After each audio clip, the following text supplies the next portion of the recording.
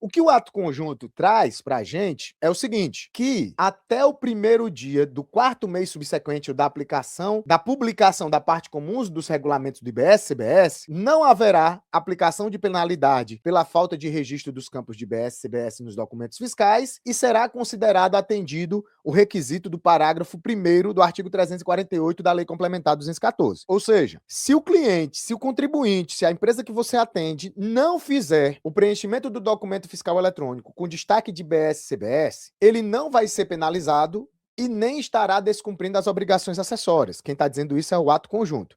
Ah, professor, esse ato conjunto tem poder para dizer algo que não está na lei complementar? Eu entendo que não. Mas é o entendimento que está sendo amparado pelo fisco. A gente vai se basear nele, tá?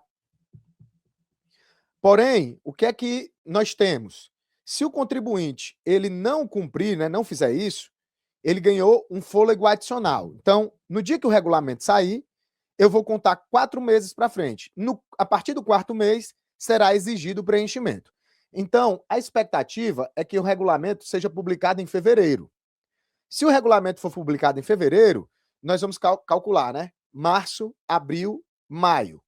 Ou seja, a partir de 1º de junho, que é o quarto mês, se você não fizer o preenchimento de IBS e CBS nos documentos fiscais, você estará sujeito a penalidades e você ainda estará sujeito ao recolhimento de IBS e CBS.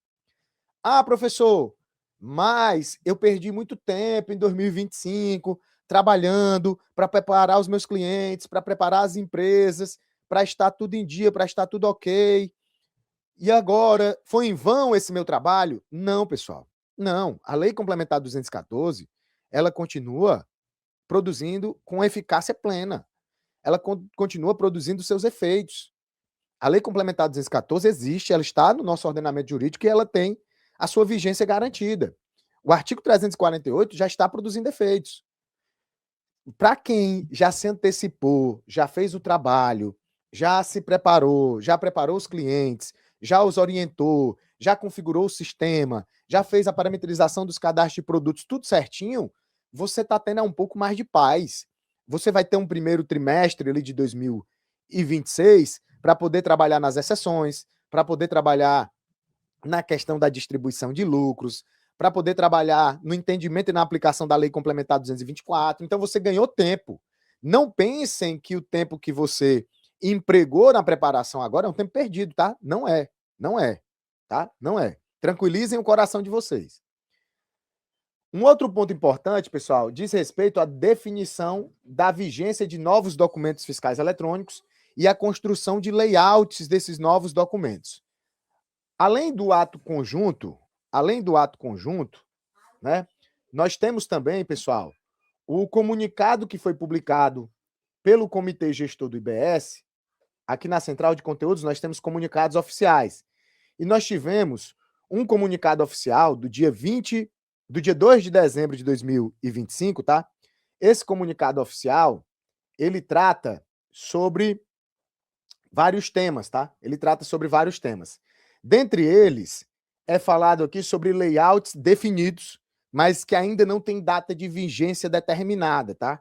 Como, por exemplo, da nota fiscal de alienação de bens imóveis, da nota fiscal de água e saneamento, do bilhete de passagem aéreo. Então, tudo isso são layouts de documentos fiscais eletrônicos que já estão definidos, mas ainda não tem data de vigência determinada.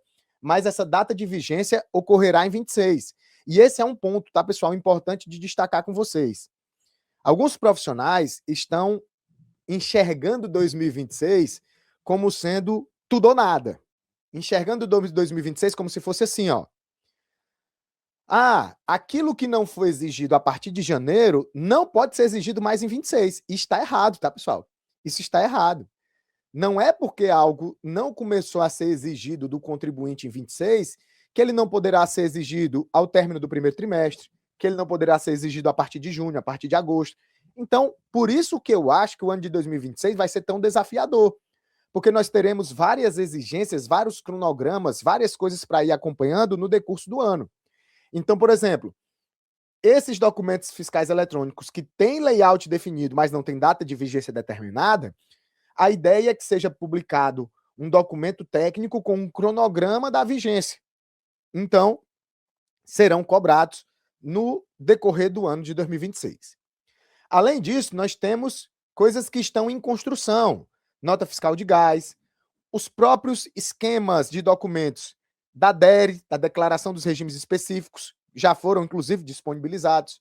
Então, também estarão conosco aí ao longo do ano de 2026, produzindo seus efeitos, tá? Produzindo seus efeitos. Trazendo isso para vocês, pessoal, nós temos aqui agora quais são os principais conhecimentos que você precisa iniciar 2026 sabendo, tá? Você precisa iniciar sabendo sobre a criação de IBS, CBS e o imposto seletivo. Isso está onde? Isso está aqui na Lei Complementar 214, do dia 16 de janeiro de 2025. Se você passou o ano de 2025 inteiro e não estudou a Lei Complementar 214, você tem que ter consciência que você está bem atrasado, tá? Mas a Lei Complementar 214 instituiu IBS, CBS, imposto seletivo, criou o Comitê Gestor Transitório lá do artigo 480 e alterou a legislação tributária. Você também precisa saber quais são as premissas do IBS da CBS. Que premissas são essas? Por exemplo, você precisa entender que IBS e CBS, conforme o artigo 2º da Lei Complementar 214, são informados pelo princípio da neutralidade, que significa dizer o quê? Que os tributos eles devem evitar distorcer as decisões de consumo e de organização da atividade econômica. IBS e CBS, eles são tributos não cumulativos e neutros, tá? Não cumulativos e neutros. Também é importante, dentro das premissas, você entender que IBS e CBS possuem uma base ampla de incidência. O que é que significa ter uma base ampla? Tanto o imposto sobre bens e serviços como a contribuição sobre bens e serviços alcançarão as operações onerosas com bens e serviços. E a lei traz no seu artigo 3º a definição do que são operações com bens, todas e quaisquer que envolvam bens móveis ou imóveis, materiais ou imateriais, inclusive direitos.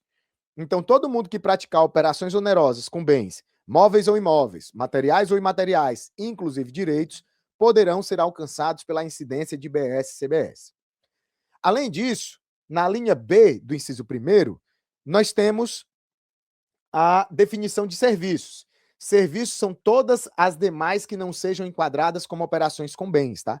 Então, todas as demais que não sejam enquadradas nas operações com bens são operações de serviços, tá? Então, você precisa compreender bem essas premissas e o formato de IBS e CBS. Campo de incidência. Pessoal, nós precisamos entender qual é o fato gerador, qual é a base de cálculo, o que é a sujeição passiva, quais são as modalidades de extinção.